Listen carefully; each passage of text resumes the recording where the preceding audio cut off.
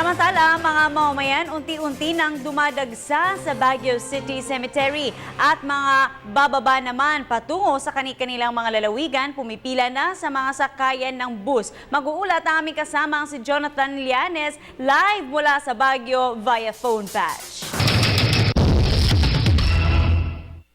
Yes, Princess, maaga pa lamang unti-unti nang dinumog ng ating mga kababayan dito sa lungsod ng Baguio ang mga terminal ng bus upang kunin ang pagkakataong ng bisperas ng undas na makauwi sa kanilang mga lalawigan dito sa Hilagang Luzon.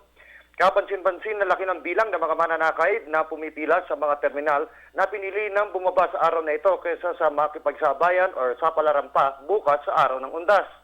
Magaganon naman, ilang mga health assistance desk ang itinalaga ng Baguio City's finest at ilang tanggapan ng pamahalaan upang makapagbigay tulong sa mga mananakay at maging sa mga turistang nandito ngayon sa lungsod. Samantala, handang-handa na rin ang mga negosyante ng bulaklak at kandila na itinalaga ng pamahalaan lungsod sa Burnham Park. Bagamat bagya pa lamang ang bilang ng mga mamimili, inaasang dadami ito simula ngayong hapon. Iniulat ang mga negosyante na umabot sa 20% ang itinaas sa presyo ng mga bulaklak dito na siya namang nire-regulate ng pamahalang panunsod.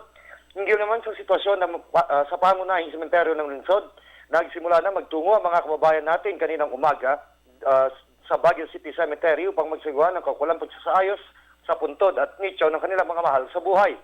Ilan din sa ating mga kababayan ang kinuha ang pagkakataong ito upang bisitahin ang kanilang mga mahal sa buhay kaysa sa makipagsabayan sa inaasahang malaking bilang ng mga residente magtutungo sa Baguio City Public Cemetery bukas at sa linggo.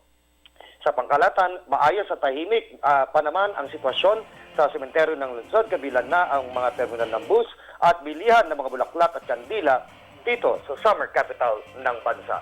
Para sa Telebisyon ng Bayan, Jonathan Lianes.